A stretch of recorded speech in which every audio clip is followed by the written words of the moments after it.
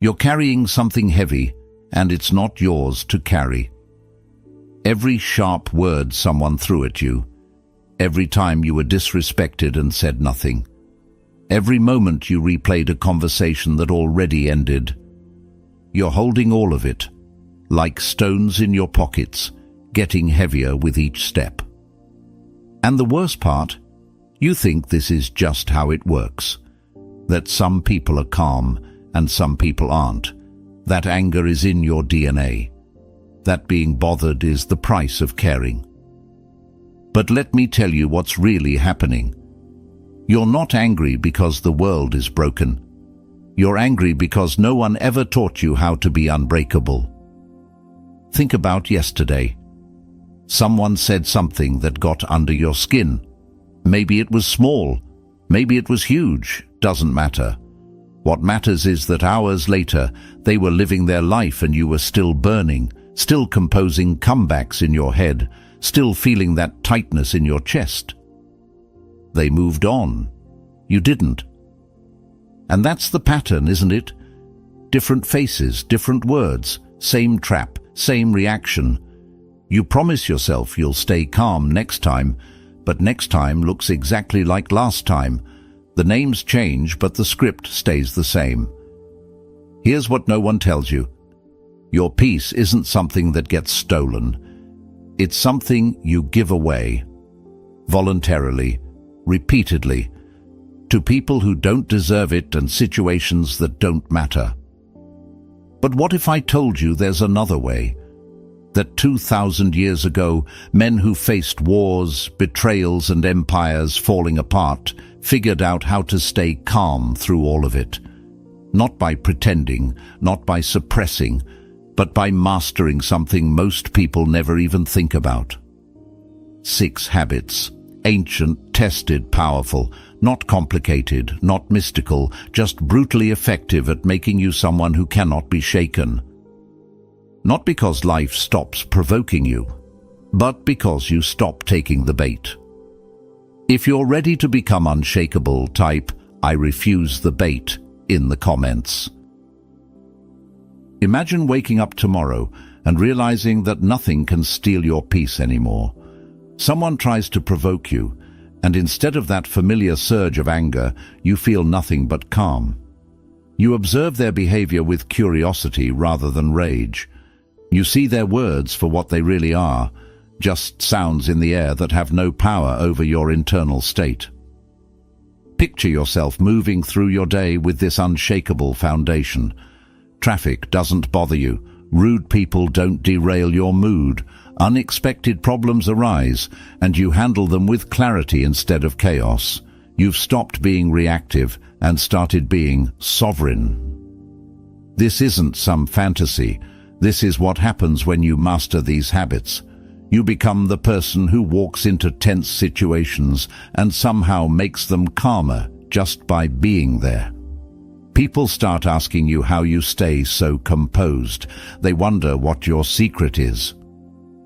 But the real transformation is internal.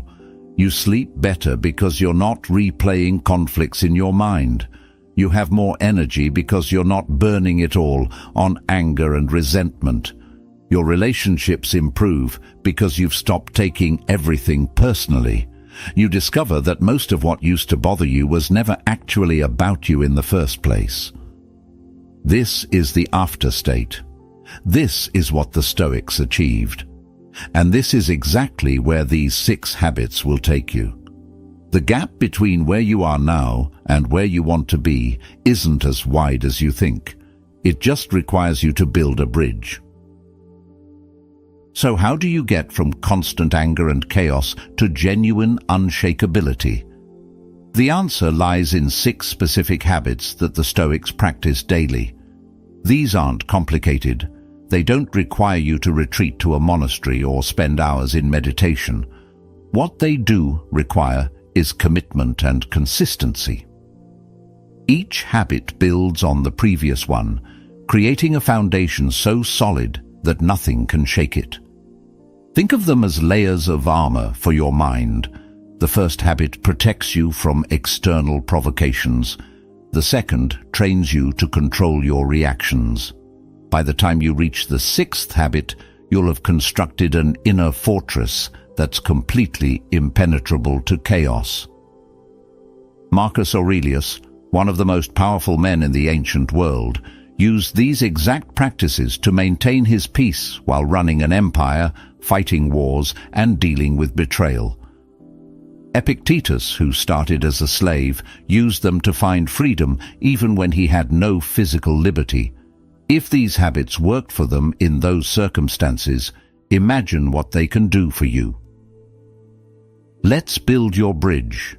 Let's start with the first habit that will fundamentally change how you experience provocations.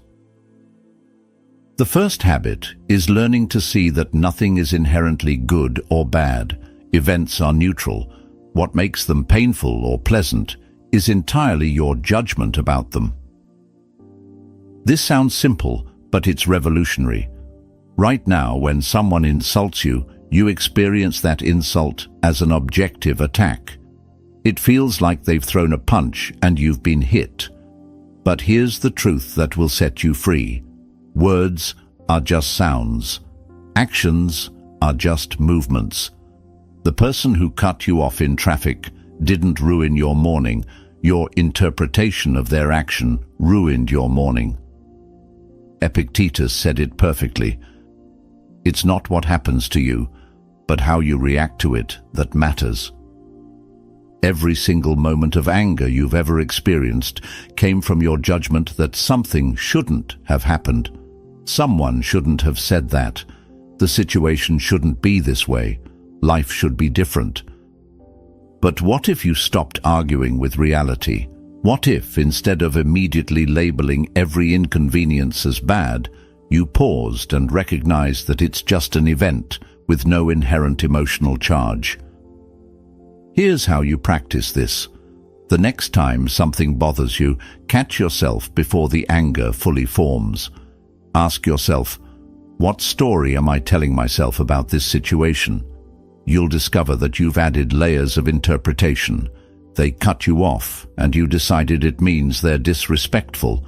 Your co-worker was short with you, and you decided it means they don't like you. But you don't actually know any of that. You're guessing, and your guesses are creating your suffering. Practice responding to provocations with curiosity instead of judgment. When someone does something that would normally anger you, think, "That's interesting. I wonder why they did that." This small shift in perception creates massive space between the event and your reaction. In that space, you reclaim your power. This is the foundation. Master this habit, and you've already cut your anger in half.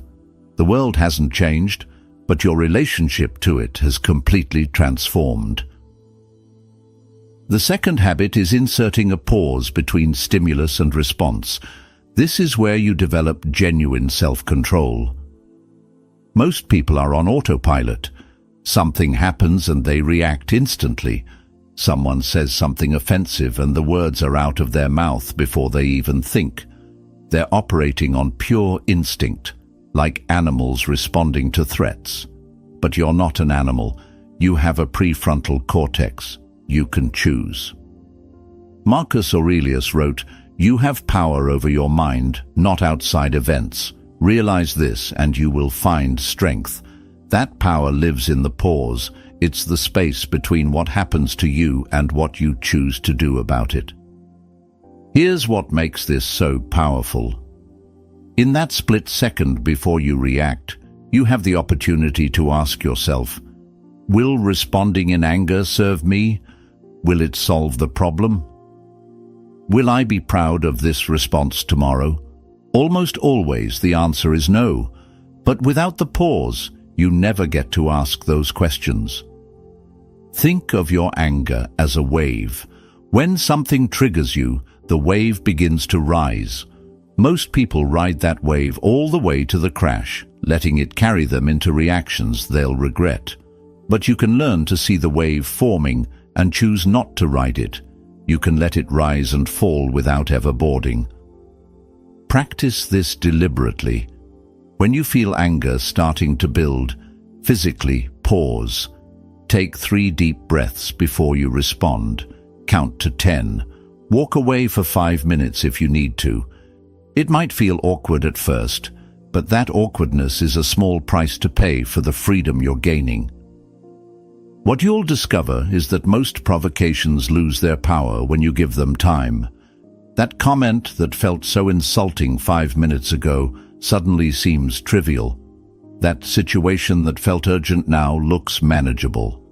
The pause doesn't just prevent bad reactions, it often reveals that no reaction is needed at all. This habit transforms you from reactive to responsive, and that transformation is everything. The third habit is ruthlessly distinguishing between what you can control and what you can't. This is perhaps the most fundamental Stoic practice, and it's absolutely essential for unshakability. Here's the hard truth. You can't control other people. You can't control circumstances. You can't control the past or guarantee the future. You can't even control your own emotions most of the time. What can you control? Your choices, your effort, your perspective, your character. That's it. Epictetus taught that all suffering comes from trying to control things outside your power. When you get angry because someone didn't behave the way you wanted, you're suffering because you're trying to control them. When you're stressed about outcomes, you're suffering because you're trying to control the future. When you're bothered by what people think of you, you're suffering because you're trying to control their perceptions. Stop it. Seriously, just stop trying to control things you have no power over. It's exhausting, and it's the primary source of all your chaos. Instead, pour all your energy into the things you actually control. You can't control whether someone respects you, but you can control whether you act respectably. You can't control whether you get the promotion, but you can control the quality of your work. You can't control whether people like you, but you can control whether you like yourself. Here's how to practice this. Make 2 lists. In one column, write everything that's currently bothering you or making you angry. In the second column, mark whether each item is within your control or outside it. You'll be shocked at how much of your mental energy is going toward things in that second category. Now commit to this. Every time you catch yourself worrying about or being angry about something outside your control, immediately redirect that energy to something within your control. This isn't resignation. This is strategic focus. This is placing your power where it actually exists. Master this, and half your stress disappears overnight. The fourth habit is practicing negative visualization, and it's going to sound counterintuitive at first. The Stoics regularly imagined worst-case scenarios, not to be pessimistic, but to build emotional resilience and appreciation for what they had. Here's why this works. Most of your anger comes from unmet expectations. You expect people to be courteous, and when they're not, you're furious. You expect life to be fair, and when it isn't, you're devastated. You expect things to go smoothly, and when they don't, you fall apart. But what if you started each day by briefly imagining things going wrong? What if you spent 2 minutes considering that you might face difficult people today? That plans might fall through? That unexpected problems might arise? Not dwelling on these possibilities, just acknowledging them. Marcus Aurelius would wake up and remind himself, "Today I will encounter difficult people. I will face frustration and setbacks. This is inevitable." And because he'd already mentally prepared for these possibilities, they couldn't catch him off guard. When the difficult person appeared, he wasn't shocked or angry. He was ready.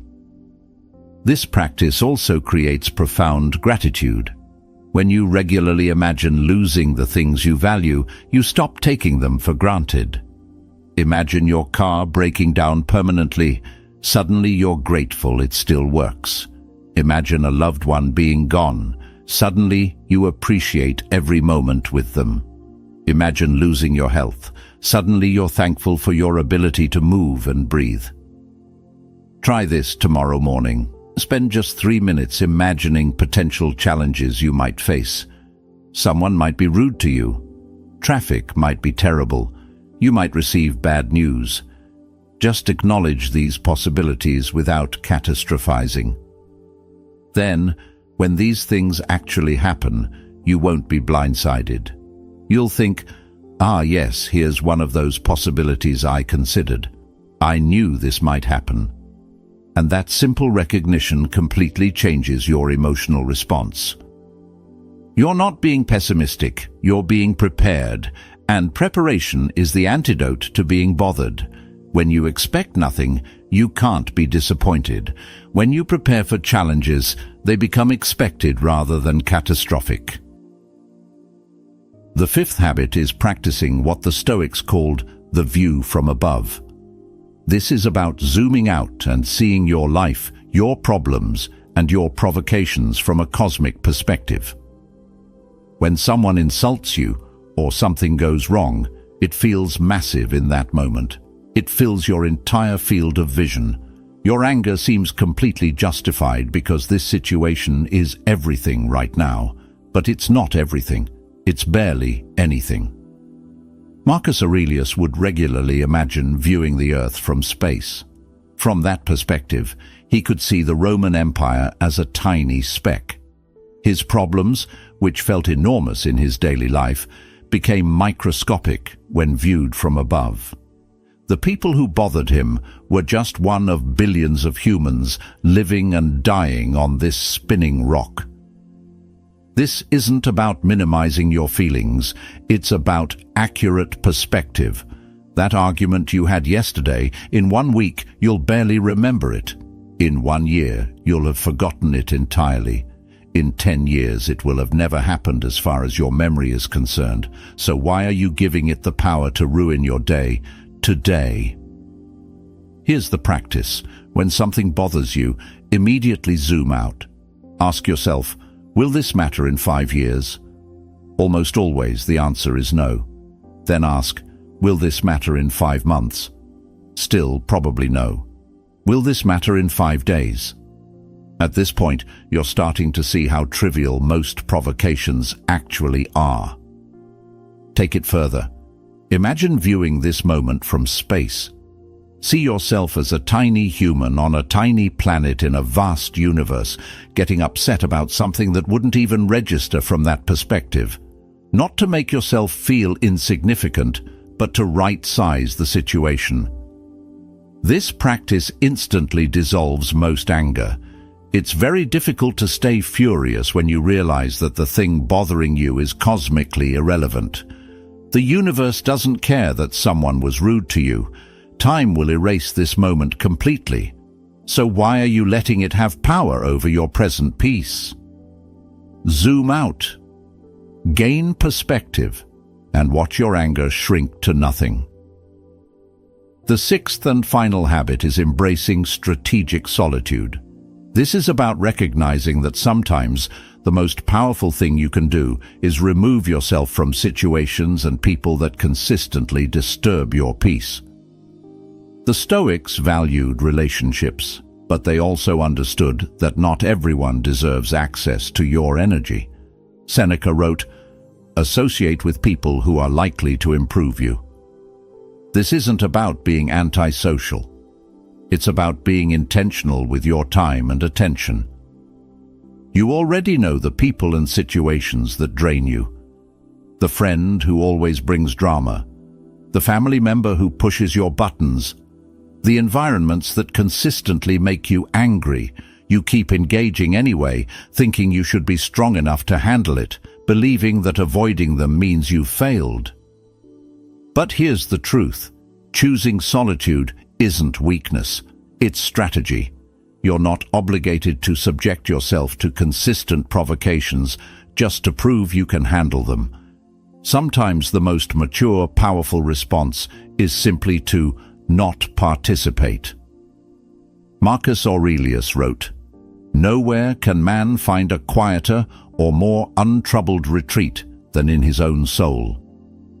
Your inner fortress requires periodic time alone to maintain its strength. When you're constantly engaged with external chaos, you never get the space to rebuild your defenses. Make solitude a regular practice.